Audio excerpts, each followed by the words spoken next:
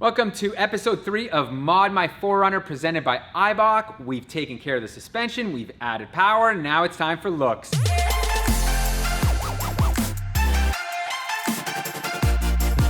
For those of you that haven't watched the first 2 episodes, make sure to go do that because they are both epic. We added a supercharger and we lifted this thing on iBach suspension, which has transformed this ride, and obviously added these TRD wheels, which has improved the look of this. And for those of you that don't know, this is a limited model, which is like the top tier version of the 4Runner series for Toyota.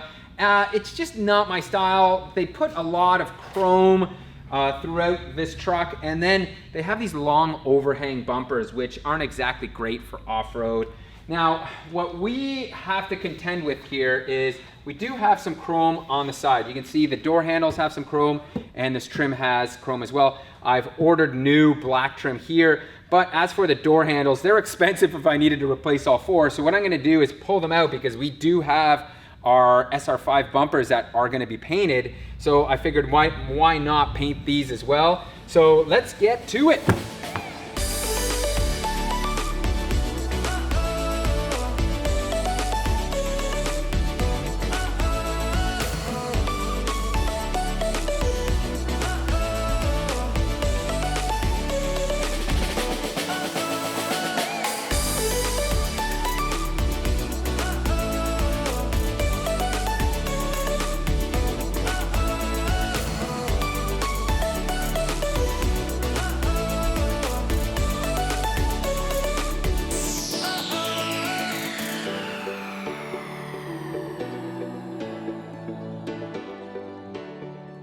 Door handles are off, and things did escalate a little bit. Dave mentioned, what about the roof rack? It's kind of got a gray look to it. Well, you know what? Why don't we paint that too?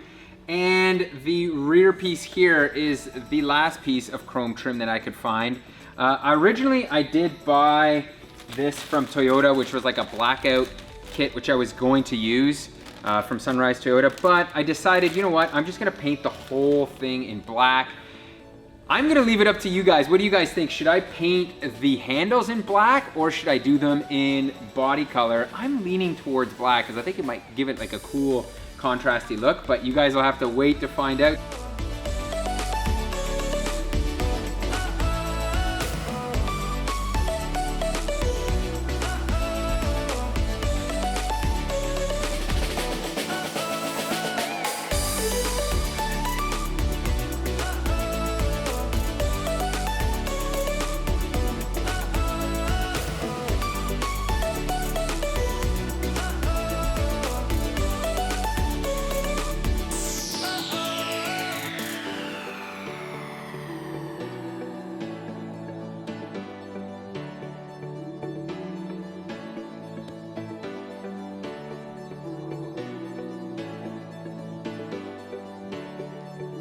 We had to take a pause in the time-lapse action to show you guys an interesting thing. I knew this vehicle was hit in the corner in the rear here very, very lightly because when I look underneath there wasn't any structural damage, but I noticed when I was trying to take this bumper off something very, very peculiar here. Look at this. So I was trying to like yank this piece off of here, right? This plastic piece, and I was like, oh my God, why is it not coming out? There's like almost like a bolt holding it in, and sure enough, this is what the body shop did. They drilled a hole, they placed this in here, which I think is, you know, whatever you want to call it, like almost a stud, and then this now they cure into the bumper here, which it was like that, and it holds it in place. And we're dealing with the exact same problem over here. You can see if you come closely, this is starting to break away, and like even in this area here, you can see the mark, the circle. So when I'm gonna start pulling this, and you'll see this will now like pop itself out here because it's either gonna break the clip behind it or it's gonna come apart there. But you can see like, oh man, it's brutal. It's so like, look how well it works though. Like, it is on there. Look at them. There's a couple of them in there. Oh, there it is. Now you can see the same thing. So they just like put this stud in here to hold it in place. Dirty. Same here. I'm gonna have to like silicone these holes up so they don't rust, but like, yeah, So that is a bit of a dirty. I mean, you know what? Flare, no one will know until you get to this point where we're tearing it apart, and then we notice this, and you can see it was like a cheap job here. I noticed when I was looking at this vehicle. Look at the Bondo. Like, no, there was not a lot of care taken to this. I'm sure this was like, oh look, I scratched the back of my bumper. I want to get this repainted for a couple $100. This is what we're gonna do for you. And you can see like they used silicone here. Look at this to hold it in place. Like, this is certainly not OEM. It's kind of remarkable how much ground clearance there is now without the running board and the side trim here. The reason why I did remove that is because the TRD one, or the SR5 one, is just a piece of flat black plastic that's gonna bolt up as such. And you'll notice right on the back side there, we're going to have to get rid of that rear flare for another one up front here. Thankfully, this just bolts up as such, so we're not gonna have to touch this. Wow, that looks so much cleaner. But now we are on to this here. Like I said, this flare does need to be replaced with another one. You can see, because it was a limited version, it kind of has this weird step. There is some double-sided tape here. That certainly did not go as planned. You can see I broke a bunch of these clips trying to like pull this off of here. I even went inside through the door because we had the door card off to try to get the back of these, and man, they were like super difficult to pop out. It's certainly a different type of clip that I'm used to. If you guys have any pointers on how to remove these without breaking them, certainly post in the comments. But I think a trip to the dealer is now in order to purchase a few of these because I know we don't have them. In preparation for the front bumper here, we are gonna have to replace a few things, starting off with these little ducting pieces. Man, there's been a lot of parts that I didn't expect would need replacing. When I looked this conversion up on the internet, most people are like, oh, it's a bumper and a couple of things. And it quickly has turned into a lot of other parts. And thanks to Red Hill Toyota over here locally, they've been very quick to get me parts and help us out here. So you can see, for example, like this piece is certainly different than that duct, and the other one is different than that side. And of course, the lower crash beam here also does need to be replaced with this one, which is different. So while I'm doing this, I'm also going to hard mount our coil rad oil cooler as well, because if you guys remember in the previous episode, this was just kind of hanging here, so I do need to hard mount this.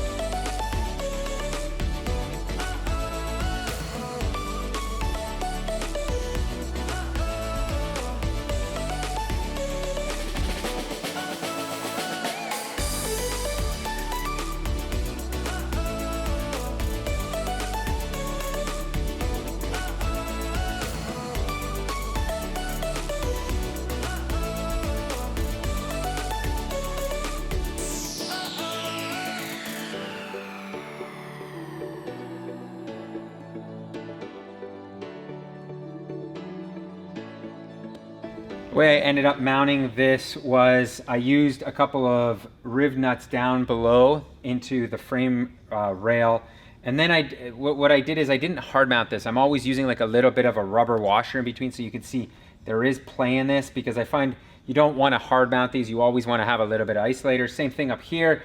Like I mentioned, I drilled through the piece of metal on this side, kind of figured out a spacer for it and got it mounted up, and I think it's perfect. Like this mounts up so nicely. It's all centered, and as you can see, we've got both of the plastic pieces in here and the rebar in place.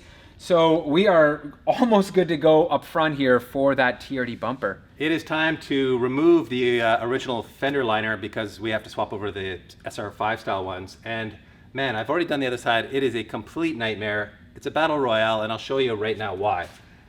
Starting with these 10 mil rusty bolts, these come out easily enough, so that's not the end of the world. They look like utter garbage. Look at that. But Pete bought some nice new black ones, so we'll replace those. Garbage. However, when we dig a little deep, there's more of those to come out of top, but when you dig a little deeper, we've got these plastic clips here, which is a style of clip I've never seen before. And here is one of the most evil things ever designed. Looks so innocent from this side, and then you flip it around and it's square, and the release clips are kind of on the corners here. So you have to squeeze those in to release it. But how do you do that? It's got to be a one-time use. I'm really puzzled by it. It must be. Now, the cool thing about these is that hole in the center is actually functional. You can put a screw in there, which is what these fasteners do up here, as well as a few back here. So it's actually very useful that way. It's just pure evil to remove. So maybe you're right, Pete. Maybe it is a one-time use clip. So anyway, we've ordered a bunch. So let's just keep cutting these things out and get this thing out of here, because I'm over it. Wow, DP. Yeah, it's just nasty. It's not even cutting through it. Okay. And now you just push it in? And you just push that back and it falls out. Theoretically, it falls out. Or it lives in there forever. Or it's just going to like rattle in my truck now. Yeah, it's not my truck. What am I worried about? Yeah. With all those clips out, the only thing left to do is to remove the liner, which should just be like a ta-da. But no, it can't be that easy, can it? This actually goes in behind the Fender Flare, and the sort of like plastic fitting that this goes into has a bit of a ridge on it, so you can't just slide it out. You need to like pull this. You have to take back. the whole Fender Flare off. Or yeah, the way they really would want you to do is take the flare off, but that means like cutting it off. There's sealant under clips there, on a bunch that of clips. too. It's We're crazy. gonna break all those clips. So on the other side, we did manage to just like basically force it out. It does tear the liner here, so if you're planning to reuse your liner or sell them, not the right way to do it. But we just don't want to take the flare off because we could damage the paint, we could break clips. So we are just gonna like power bomb it out of here basically, and it will tear around the hole in the liner here, but it's not the end of the world. I'll try to give you a quick visual on it here.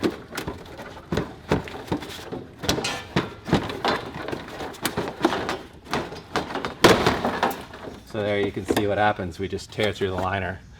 Bit brutal, bit moose-like, but it does the job, and it saves us all the time and hassle of having to remove the flare.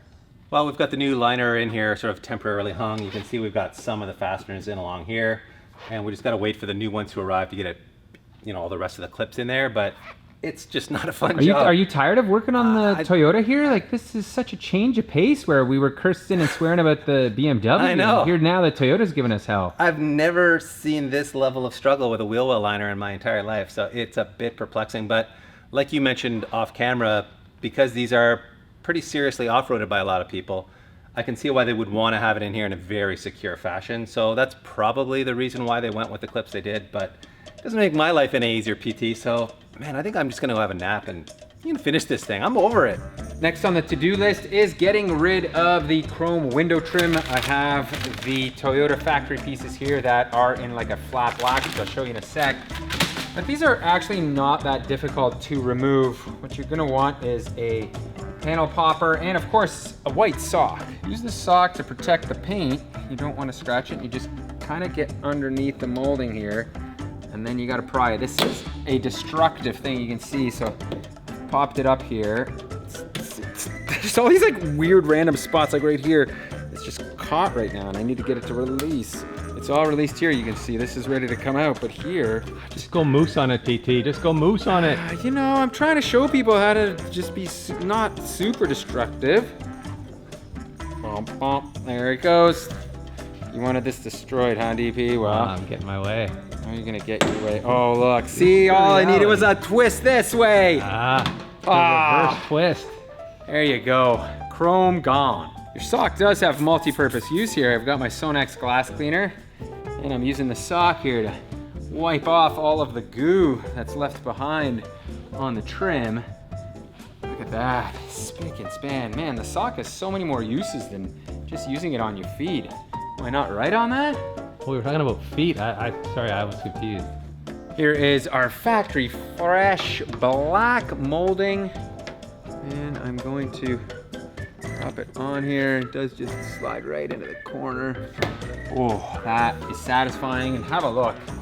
See how much nicer that looks versus this chrome.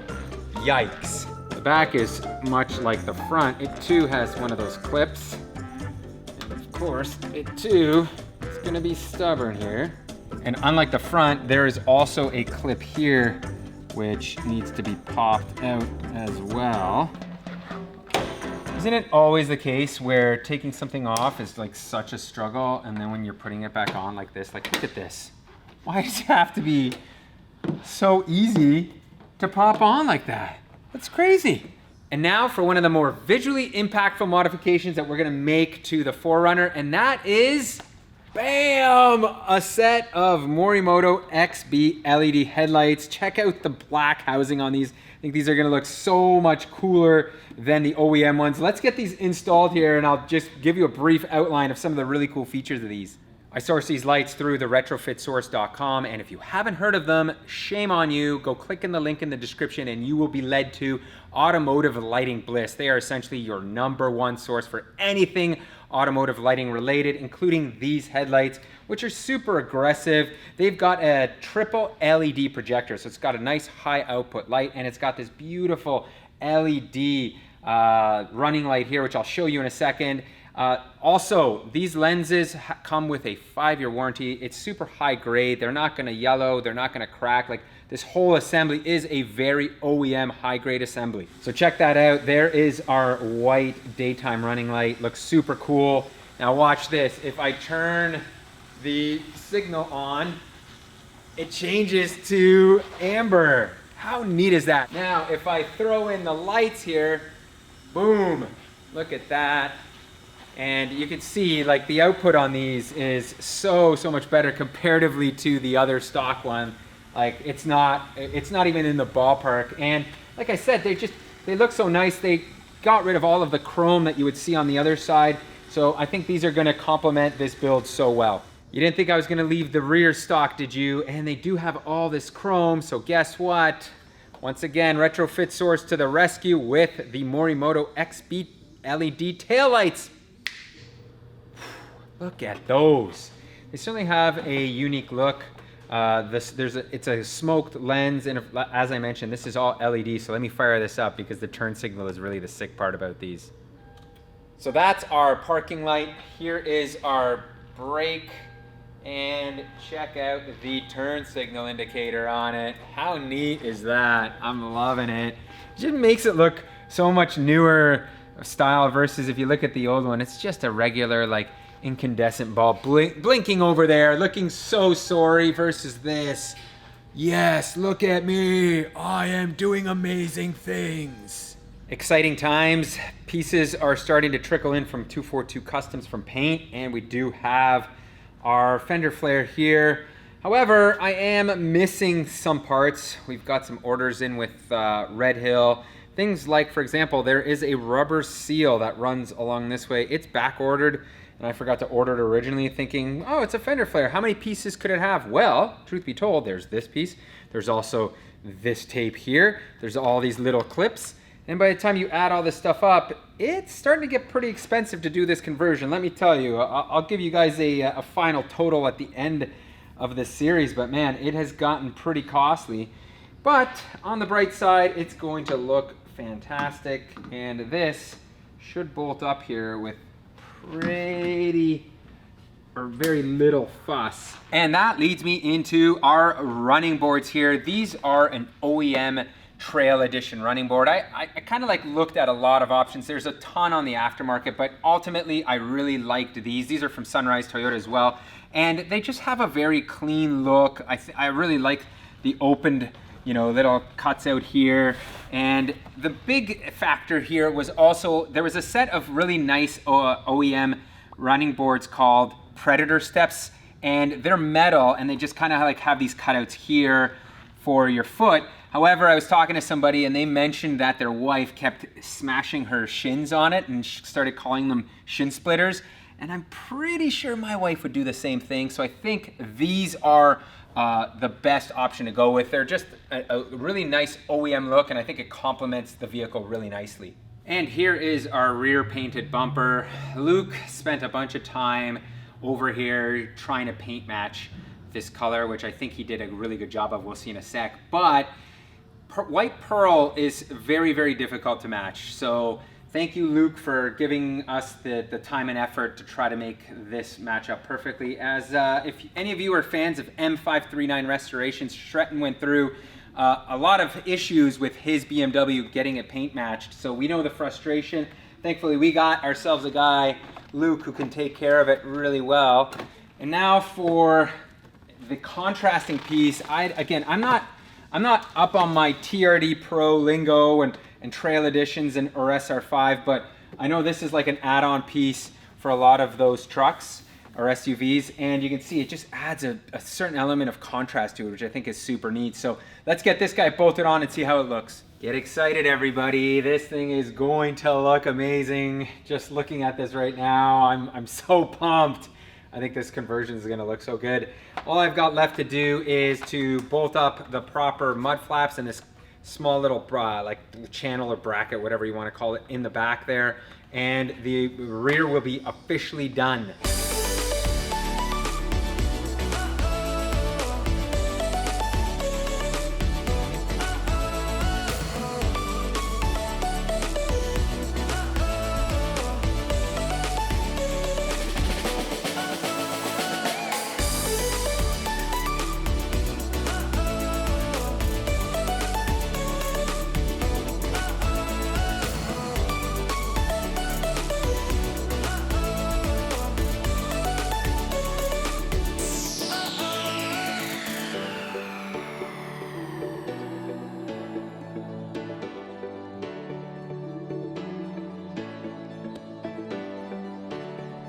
Wow, PT, that is a huge transformation. What Looks a difference awesome. it makes. It looks so good. I love it. It just makes the truck look so much more rugged, so much like more off-road ready. And thank you, Red Hill Toyota, who are just up the road from us here in Hamilton, for hooking us up with a great deal on all these OEM replacement parts, all these TRD/SR5 parts. Those guys were a huge help. So if you're in the area and you're looking for parts, go say hi to them. Tell them Speed Academy sent you. By the way, you may have noticed Pete installing these Morimoto LED fog lights as well. Those look really good in there, and man, overall I can't get over how good it looks. We have been busy putting on the final pieces from 242 Customs. Luke did paint everything in this satin black color. As you can see, we did the door handles in black, which I think was the right call. I think the contrast of this versus everything else is gonna be really nice versus keeping them body color. He also did paint that, if you guys recall, and the rear piece, and it looks stunning. Like, the transformation is so close to being complete. Now, this limited, should I get rid of this badge here or should I put this on? And I think what I'm gonna do is keep it true to this being a limited spec. So this is from the Toyota. This is like an OE part. It's called the Blackout Kit. So I'm just gonna throw this on. I think this is the right way to go. I actually did look at buying a TRD badge as well, but they're like $70 each. And I thought that'd be pretty neat, maybe a TRD limited. That's kind of cool. We've kind of like reinvented a new truck here. However, I just can't justify spending 70 bucks on a piece of plastic. So I think this is just gonna be the way to go for now. I don't want to fake that it's a TRD Pro or anything. It is still a limited, but it looks so much cooler. So let's give you guys the full tour of it now.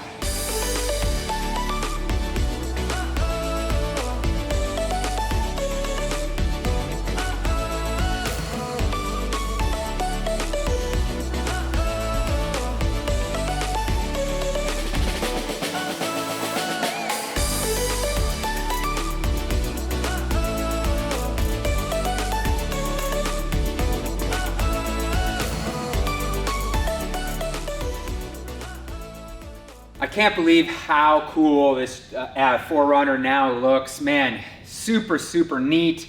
There is, however, a bit of a drawback here, and that is the price and the labor that you would have to put into doing this. As you guys just saw, this is not a small job. Originally, when I envisioned this, I went online and people made it sound like it's just a couple of bumpers swapped over and that's it.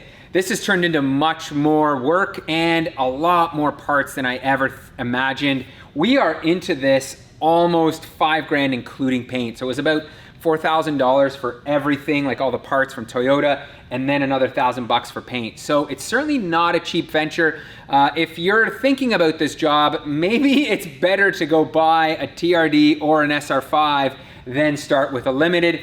The flip side is I now have a super unique truck that you don't see any 4Runners running around with white pearl paint that look like they're TRD ones. So there is that advantage to it, but you gotta weigh your options here. All right, guys, that is going to be a wrap on this one. If you enjoyed this episode, make sure to give us a like and a subscribe and a notification bell. That stuff really does go a far way for us in terms of the YouTube algorithm, and all the hard work and effort that we put into it makes us feel good that you guys are actually appreciating it.